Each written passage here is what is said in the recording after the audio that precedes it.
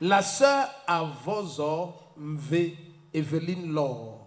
Si j'ai mal prononcé, elle me pardonne. La sœur Avozo Mve Evelyne Laure. Elle dit, c'est avec le cœur rempli d'une grande joie que je viens dire infiniment merci au Seigneur Jésus-Christ pour la guérison de mon grand frère.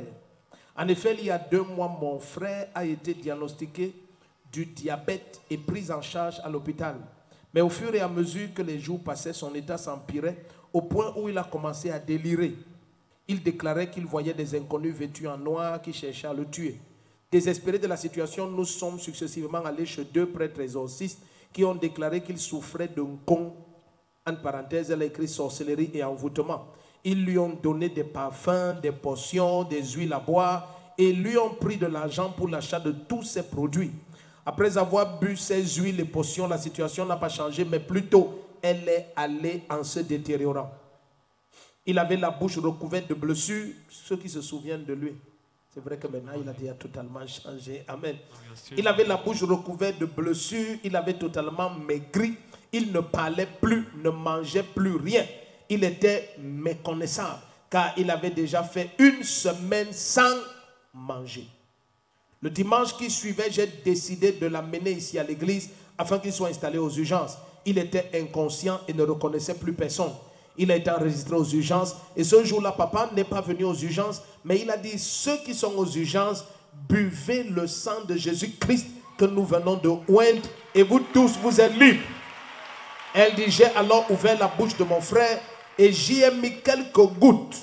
Elle dit, en ce moment, je savais dans mon cœur que le Seigneur avait touché mon frère et c'est avec foi que j'ai reçu les paroles que papa avait déclarées. De retour à la maison, j'ai constaté qu'il avait changé. Je lui ai encore donné à boire le même sang de Jésus-Christ. Quelques heures seulement après, l'incroyable s'est produit. Mon frère a recommencé à parler. Il s'est levé tout seul, a recommencé à marcher. Entre parenthèses, voir la vidéo. Il a demandé à manger. Nous étions stupéfaits de la vitesse de l'opération du Saint-Esprit.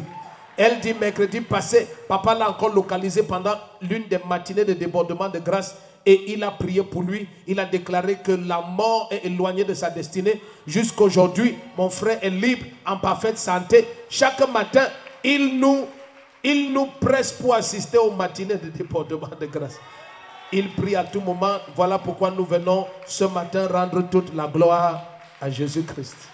Ça, c'est sa photo aux urgences. Mais qui le filmait aux urgences? Toi, moi, la petite soeur, je t'aime beaucoup. C'est moi, papa, parce que la famille me mettait la pression que je prends des risques en l'amenant ici. Vous avez voyagé d'où? Il vient d'où? Il sort d'Ambam. Ambam. Ça, c'est à la frontière vers la Guinée équatoriale là-bas. Oh, Jésus est Seigneur. Bon, ça, on met dans le témoignage. C'est ça? Oui, papa. Ok, d'accord. Acclame le Seigneur. Clap for the Lord. Shalom, shalom, bien-aimé. Je m'appelle Avozo Mve Evelyne Laure. Je persévère à la MCR derrière la gendarmerie de Mondon. Je suis tellement contente et satisfaite de venir raconter les bienfaits du Seigneur dans ma vie et dans ma famille également. En fait, il y a de cela 2 mois, mon grand frère a été diagnostiqué du diabète à l'hôpital et il a été pris en soin. Au fur et à mesure qu'il prenait son traitement, son protocole insulinothérapie, son état de santé ne faisait que s'empirer au jour le jour, jusqu'à ce qu'il est devenu inconscient. Désespéré de la situation, son épouse l'a amené tour à tour chez 2 prêtres exorcistes sans issue. Alors je les ai appelés de venir me rejoindre derrière la gendarmerie Mondon où je persévère. Depuis 10 mois, ils sont arrivés. C'était le programme du culte de 12 mystères du sang de Jésus.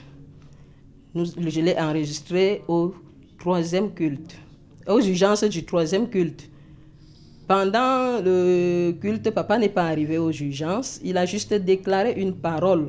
Vous êtes aux urgences, vous avez le sang de Jésus, buvez et vous êtes guéris. J'ai saisi la parole avec foi. Et j'ai mis quelques gouttes dans la bouche de mon grand frère. Nous sommes rentrés à la maison.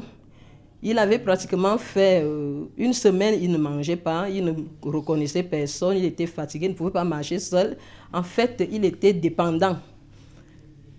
Et quelques heures plus tard, il s'est levé de lui-même. Il a commencé d'abord par parler, on suivait sa voix.